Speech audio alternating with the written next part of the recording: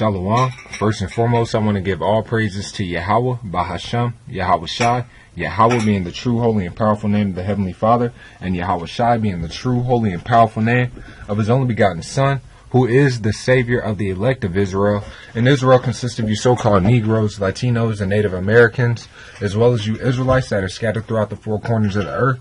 And I also want to give double honors to the elders and apostles of Great Millstone who rule well. Peace and blessings to Yakim, pushing out this word in all sincerity and in truth. And this is going to be a response video, just pulling out some information to back up a few points Elder Apostle Aram Lab had made in this video, so you can check it out on his page, GMS Info Doc Channel 11. All right, and it's entitled "The Draft is Coming."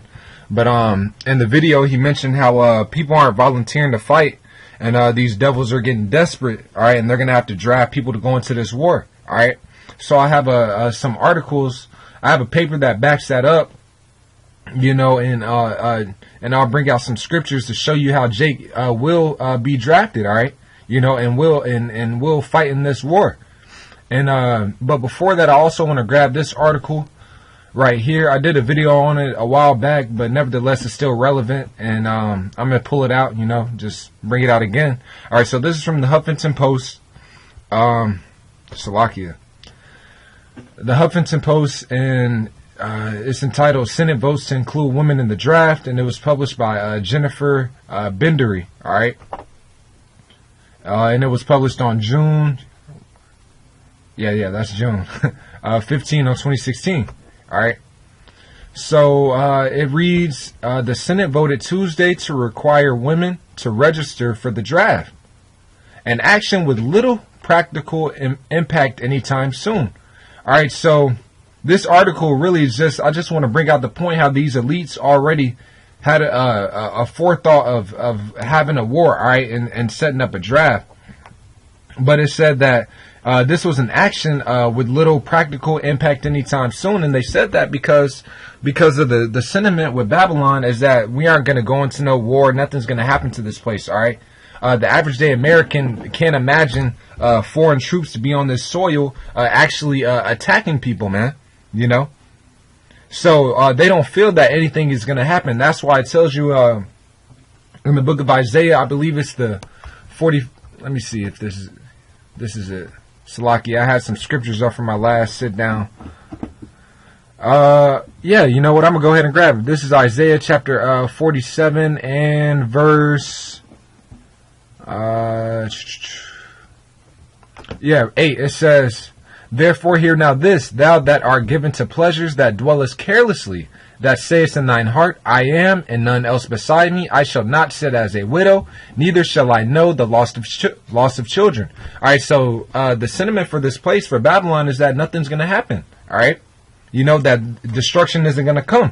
But verse 9, it says, "But these two things shall come to thee in a moment, and one day the loss of children and widowhood. They shall come upon thee in the perfection for the multitude of thy sorceries, and for the great abundance of thine enchantments." But the point being is that everybody believes that nothing's going to happen into this place. But we aren't ignorant of these things, all right? We're being watchmen and going through these scriptures, and we understand that World War III is on the brink of popping off, man. Any event could cause this place to flip overnight, man. All right? But it says, I'm going to read it from the top again. It says, the Senate voted Tuesday to require women to register for the draft and action with little practical impact anytime soon. The U.S. has relied on an all-volunteer military force for decades, and that's precisely what Elder Apostle Ramlop was going into, all right? He mentioned how you have to volunteer to go into the military. And it says, but one that reflects a growing consensus that women are just as capable of serving and leading in the military as men. And that's 100% false, all right? Because when Yahweh Shem Yahushua, when he created women, he did not create them to go to war, all right? Women are supposed to stay at home at war, stay at home during war, all right? That's not their lot, you know? So ultimately, they're going to be utterly destroyed if they go into these wars, all right? And it's a beautiful thing, man, that how cold Yahweh Shem Yahushua is, man. Because, you know, a scripture that I think about, you know, is in Micah, is how it says that she that is mine enemy, shall be trodden down as the mire in the streets, you know. Hey, this is precisely a way that Yahweh Shem Yahweh Shai is going to allow some of these wicked ass women to be trodden down in the streets, man. You know, at these wars, all right. And you're gonna, these women, these damn Instagram models and wicked ass prideful ass demons walking around committing all types of wickedness and adultery and all types of shit, man. Their asses is finna get it, man. And these wars, and it's gonna be a beautiful thing, man. But nevertheless, it says the provision was tucked into the 2017 National Defense Authorization Act, which passed 85-13. All right, so they kind of tucked this in under the rug, man. And it says, it's weird that the issue is being debated since the draft, also known as selective service, hasn't been in use since 1973. So this should be a red flag, all right? People should have been like, wait a second, they're, they're doing things, as far as allowing people to go into the draft. Like, what, is there a war going on, or what's about to happen? All right, this should be a red flag. But our people, are still docile to waking up to what's going on in this place, man. They want to continue in their folly. But it says, what's also surprising. Actually, yeah, that goes into some other stuff. But I'll leave the article in the description box. But this was just to point out the fact that, all right, this was already pre-planned. All right, if they put it in Congress, they were already had it in their mind that war is going to happen. All right, and why are they putting women in war, man? Because what, the elites want to depopulate this place, man. They don't want to just depopulate men. They want to get rid of these women too. All right. I can't remember the specific number. I think it was like they want to depopulate it to 500. What is it, like 5,500,000? I can't remember specifically. But it's on the Georgia Guidestone, so you can look it up. But it lets you know that they want to depopulate this place, and women aren't exempt from that. All right, women aren't exempt from that. They aren't sending them to because they care about women's liberation. All right. Which was all just a setup just to destroy the Israelite household and to fulfill prophecy of setting the woman up over the man. All right. But they aren't doing it because they care about these women, man. They're literally sending them off to be destroyed, because that's precisely what's going to happen. They aren't expecting women to go off on the front, go in the front lines and then come back and have some badge of honor. All right. Even though they try and make it seem like that's honorable. No, man, if a bitch is going out there on the front lines, her ass is going to be destroyed, Hey, and if ultimately, in this time period, hey, she's going to have to fight against Yahweh Shem Yahweh Shai, as well as our people, man. Jake that gets sent off to this war, man, they're going to have to fight against Yahweh Shem Yahweh Shai, ultimately, if they survive to that point. But going into this article, or this paper right here, this is from Hoover Institution, Economics Working Papers, The Decline of American Engagement Patterns in U.S. Troop Deployments. All right, so this was written by Tim Kaine on January 11, 2016. And this is just to prove the point that Apostle Elder Ramlab was going into, how nobody's enrolling into the military anymore, man. And therefore, they're going to have to implement a draft because we know that we're going into World War III. All right, that's clear as day, man, But we're going into World War III, and there's going to have to be somebody in there to fight it, to fight in this war. So let's jump into it. It says, Salakia. Let me jump down further. All right, it says, the number of U.S. troops deployed has been trending downward over the short and long terms and is projected to reach zero before mid-century. This paper analyzes, let me jump down to this point. It says, linear and nonlinear forecast models of troop levels agree that total and deployed U.S. troop levels are declining rapidly. All right, so the amount of people that were in the military in the 1950s through the 70s when America was fucking shit up, so to speak, all right, to be plain, all right, the military is not at that level anymore. Even on a just plainly on a population standpoint, all right, on a number standpoint, we don't have the same amount of people in the military that we did back then, all right. And even on top of that, our military might isn't the same that it used to be, man. All right, I just did a video on that.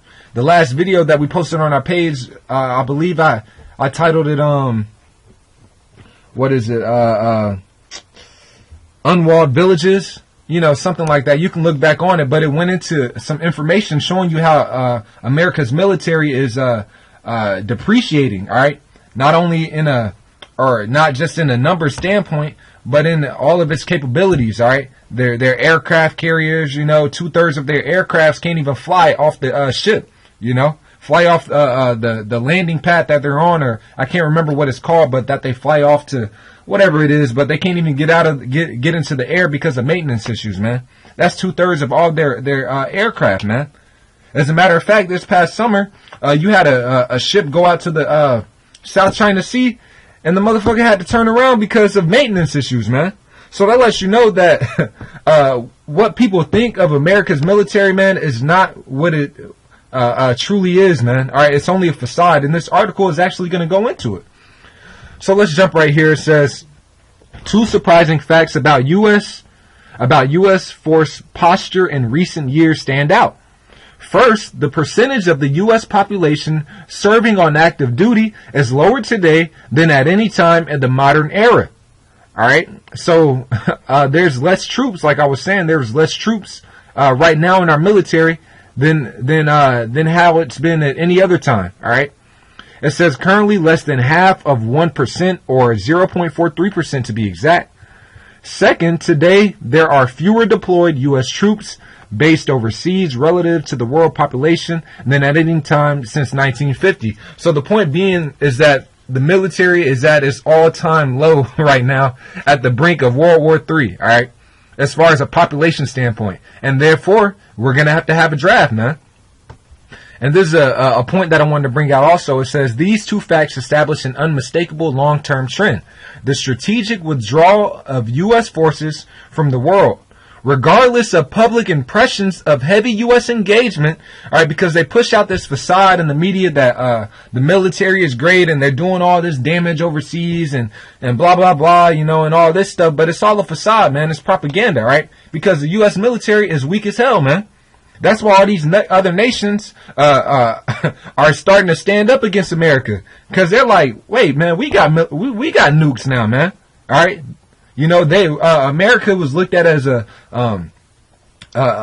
enemy, a big bully at one point, you know, a real big bully, because they had the military might, you know, above everyone else, and, you know, dropping bombs, atom bombs like Hiroshima, Nagasaki, you know, stuff like that, you know. But nevertheless, all these nations can do the same thing, you know. So in this day and age, everybody's looking at America like, nah, buddy, you're not finna do that this time, man. We going to war, all right? You you make the wrong move, man. We finna set it off, you know. That's why the scriptures tell you, he's made them small. Well, you know what? I'm gonna grab it. This is Obadiah. I was gonna get straight to the point in verse 3, but I'm gonna start up.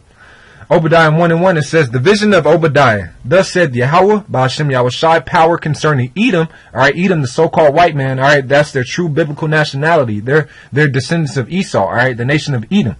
And it says, we have heard a rumor from Yahweh, and an ambassador is sent among the heathen. Arise ye, and let us rise up against her in battle. All right, so that's the thought that Yahweh Ba'ashem Yahushai is putting in these other nations' mind. All right, man, let's go against this damn devil. All right. They've been going around messing up everything. They made us inherit this fiat currency. All right. They're pushing out their democracy. They're making our women out of order. All right. All these reasons, Yahweh Ba'ashem Yahushai is putting it in their minds to fight against this place, man. And it says, behold, I have made thee small among the heathen. Everybody's looking upon America like they ain't shit, man. All right. And it says, thou art greatly despised. So all these nations are despising America, man. Plain and simple. And it says, the pride of thine heart hath deceived thee, thou that dwellest in the clefts of the rock, whose habitation is high, that saith in his heart, who shall bring me down to the ground? And that's these damn devils, man. These so-called white people, they're Caucasians, all right? From the Caucasus Mountains, man. You know? And it says, though thou exalt thyself as the eagle, and though thou set thy nest among the stars, this will I bring thee down, saith Yahweh, Ba'ashem Yahushai. But the majority of that pride was coming from their military might, man. You know, because they thought nobody could mess with them, man. So the pride of their heart has deceived them, man.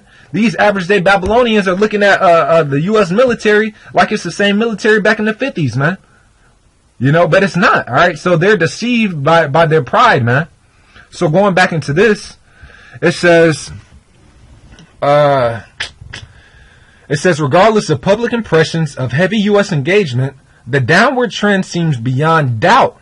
All right, so regardless of whatever they're trying to push out in propaganda, man, the military is not where it's at. All right, it's not nowhere near to what it should be to at least compete in this war, World War III.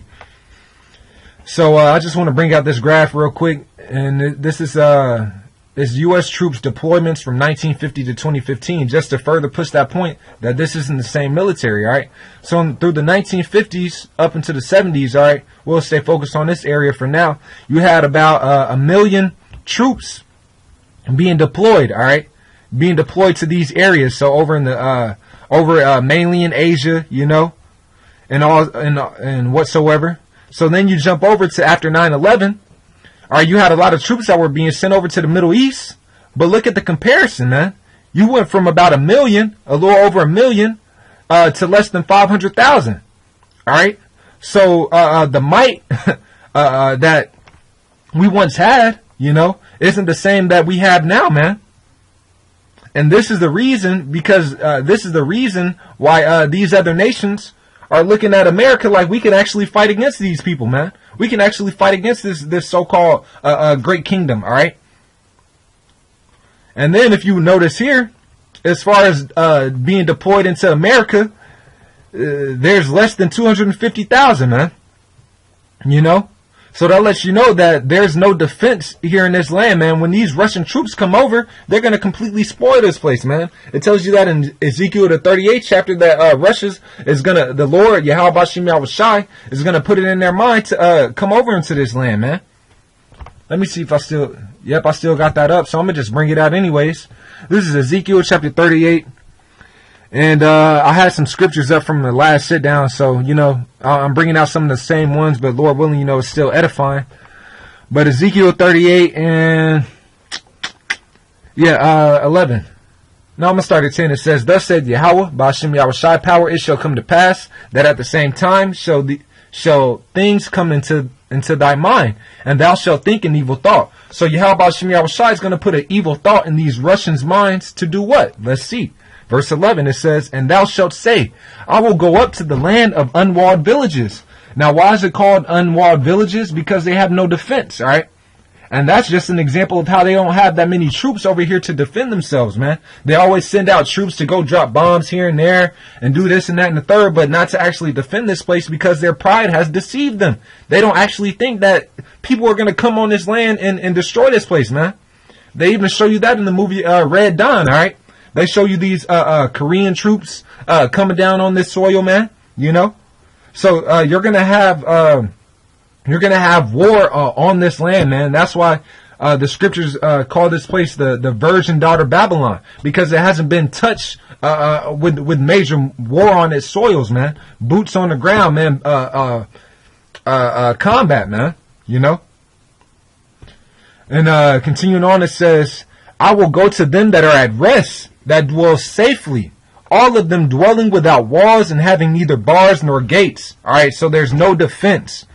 It says to take a spoil and to take a prey, to turn thine hand upon the desolate places that are now inhabited, and upon the people that are gathered out of the nations, which have gotten cattle and goods, that dwell in the midst of the land. All right, so ultimately these troops are going to come over and they're going to spoil this place, man. So, yeah, that's really bad. That's really it on this portion of it, you know. And I'm gonna go ahead and finish it off with this right here, just to go back to my original point of how Jake is gonna be forced into these into this draft. All right.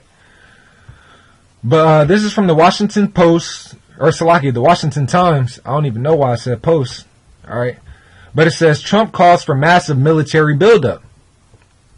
It's lucky the computer's going slightly slow, so you got to bear with me a little bit. All right, so this was published by Seth MacLachlan on Wednesday, September 7th of 2016. It says Donald Trump called for 50,000 more Army troops, more than 70 new Navy warships, 13 new Marine battalions, and nearly 100 Air Force planes, proposing a massive surge in defense spending. He said is needed to stop the rise of the Islamic State and to better prepare and to Shalaki, and to be better prepared for other global threats. All right.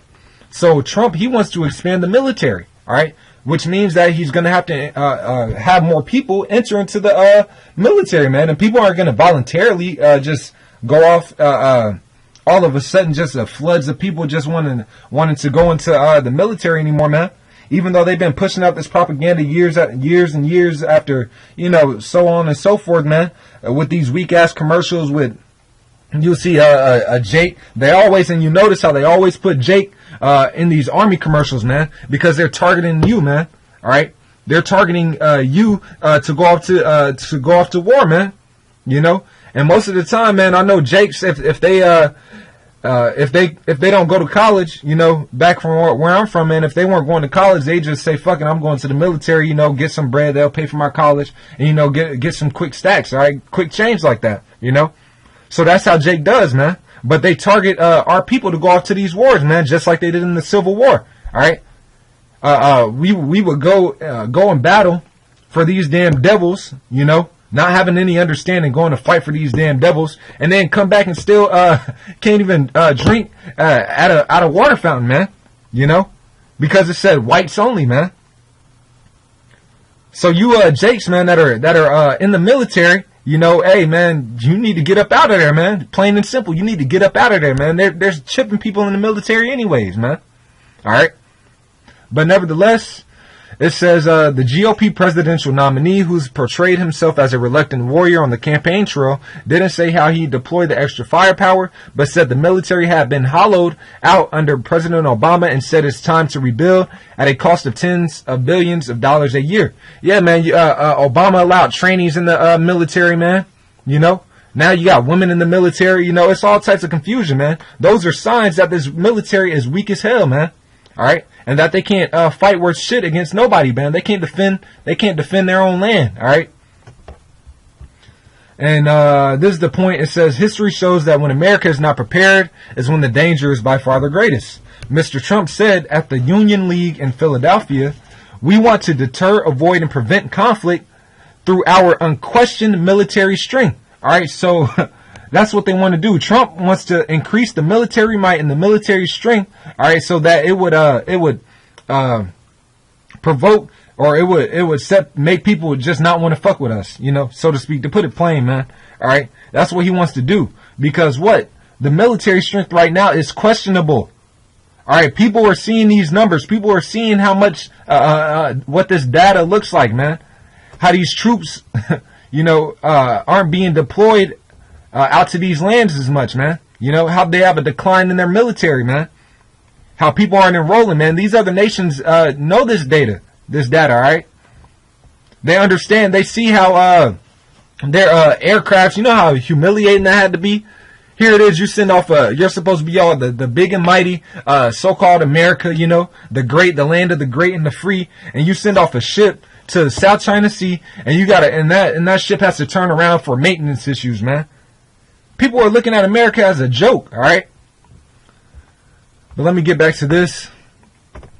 So yeah, man, nevertheless, all right, Trump wants to expand the military, and it's going to end up being a draft. All right, so let's grab the scriptures to back that up and then close it out. This is Isaiah chapter 3, verse 25. It says, and if you read up, this goes into the curses, in this chapter goes up into the curses of our women, all right? So when it says right here, verse 25, it says, thy men shall fall by the sword, talking about the Israelite man, all right? So the Israelite men shall fall by the sword, and the mighty in the war. All right, so in these wars, 2/3 of our people, man, two-thirds as niggas is going to be killed off in this war, man. All right? And it says, and her gates shall lament and mourn, and she being desolate shall sit upon the ground. All right, because men are a defense, all right? Well, you know what? Let me just grab that. Isaiah 32. This is Isaiah 32 and 2. It says, and a man shall be as an hiding place from the wind. All right, that wind of destruction that's coming. And it says, and a covert from the tempest, as rivers of water in a dry place, as the shadow of a great rock in a weary land. All right, so ultimately a man is a defense. All right, and that's why in that scripture, going back to Isaiah chapter 3, verse 25, it says, Or 26, it says, and her gates shall lament. All right, her gates being her defense, all right? And it says, shall lament and mourn, and she being desolate shall sit upon the ground. All right, because the men are the only ones that can defend these women from these time periods, man. No matter how bad they want to act like you got damn women police officers and shit trying to defend people and blah, blah, blah. You know, no matter how big and buff they try to see or how much of a dyke that they are, man, they can't defend themselves, all right? Yahweh Shem Yahushai didn't put in, he didn't, their biological makeup was not meant for them to go into war and battle, all right? They're supposed to be effeminate, all right? Effeminate and keeping at home and taking care of her duties, man. They're not supposed to be in combat, you know. But jump into this. But nevertheless, it said that she's going to be in this state of mourning because the men are going to be dying off in these wars. And this also backs it up. 2 Ezra 16 and 33. The virgins shall mourn, having no bridegrooms. The women shall mourn, having no husbands. Their daughters shall mourn, having no helpers. All right, why are all these women mourning, man? Where are their helpers at? Where's their defense at? Verse 34 says, in the wars shall their bridegrooms be destroyed. All right, so in these wars, World War III, all right, when Jake is getting shipped off to World War III, they're going to be destroyed. And their husbands shall perish of famine. All right, so you're going to have a plethora of events happening. That's going to be the reasonings why men are going to be killed off, man. And that's why the scriptures tell you that a man shall be as the golden wedge of Ophir, you know, precious. So a man is going to be precious. It's going to be an Israelite man that's of the elect, because they're going to be the only ones that escape and be able to endure in these end times, man. All right. So ultimately, Jacob's going to be sent off to these wars, and it's coming soon, man. And Lord willing, man, Trump is the man to bring it in, all right, and turn things up here. So with that, I'm going to just end it there and say shalom.